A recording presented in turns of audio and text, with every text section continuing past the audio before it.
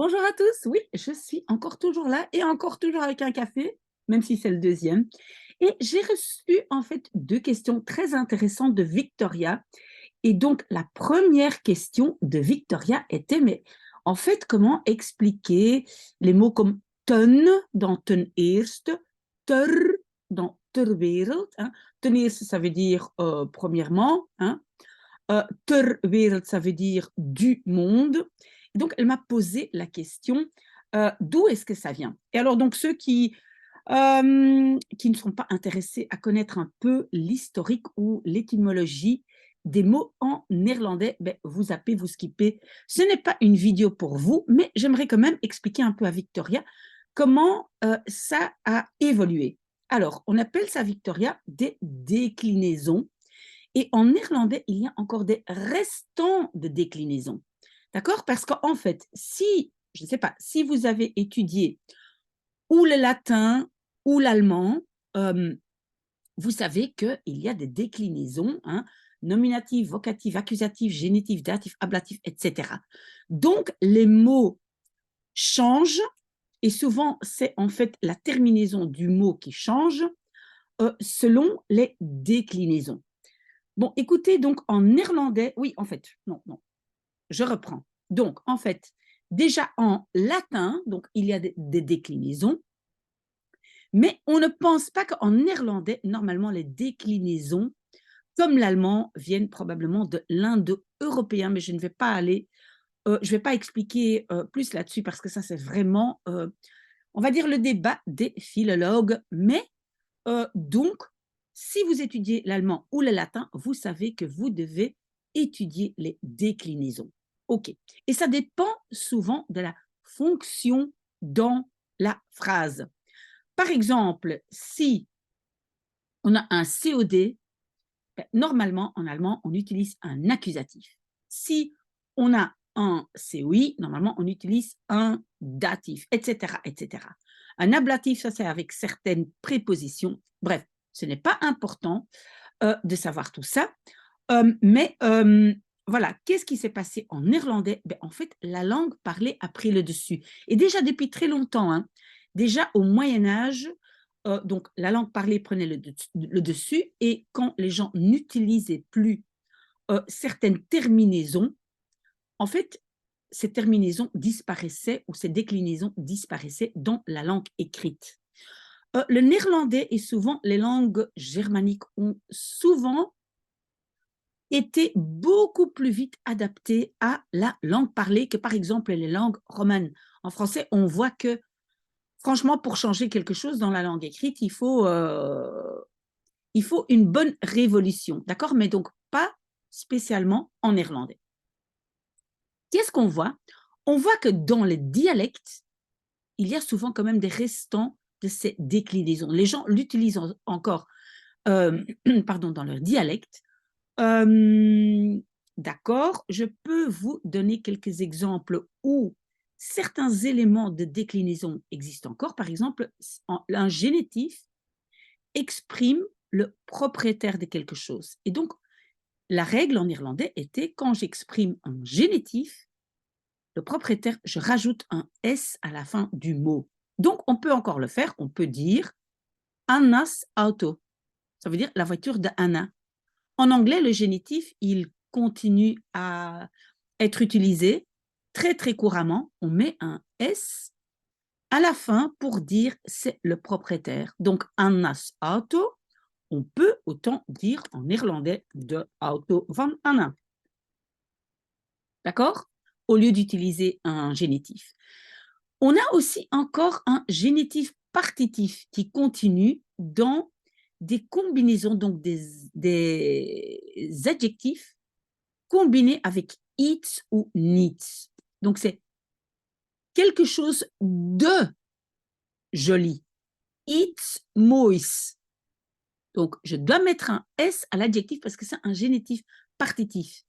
C'est quelque chose de joli. C'est pas, voilà, on appelle ça un partitif. C'est une partie de quelque chose de plus grand. Niets, quelque chose de mauvais. Iets verkeerds. avec needs, je dois mettre un S à la fin.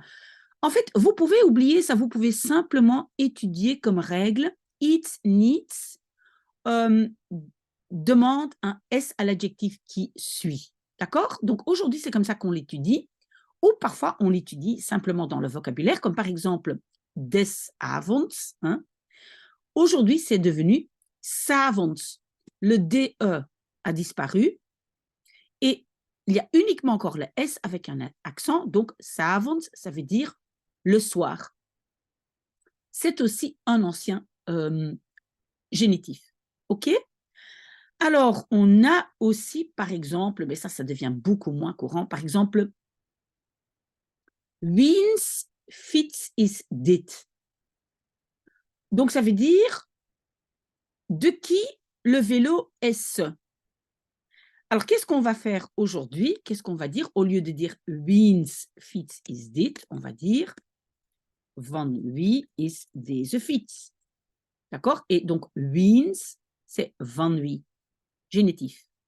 Vous devez simplement comprendre, quand on dit de vrouw wier kinderen ziek zijn, c'est un peu la femme dont, mais en français on ne va pas dire dont, mais on va dire de qui, donc la femme de qui les enfants sont malades. D'accord?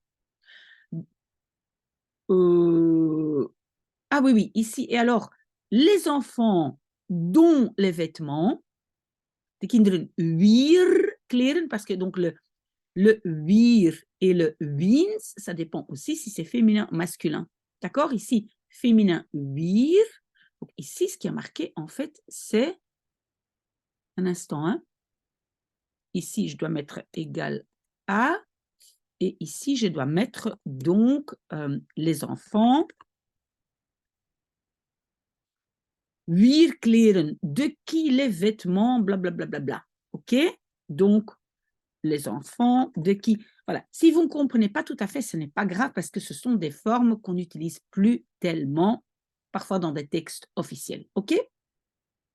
Alors, évidemment, qu'est-ce qui est intéressant pour nous et peut-être aussi pour Victoria, c'est que donc il y a des combinaisons. Oui, je ne sais pas pourquoi j'ai écrit ça en néerlandais, mais des combinaisons fixes, on va dire. Donc, certaines combinaisons. Par exemple, vous devez savoir que c'est ten eerste, ten tweede, hein, deuxièmement, ten derde, troisièmement, etc. Hein, okay. Ten slotte, d'accord? Ten slotte pour finir, ok?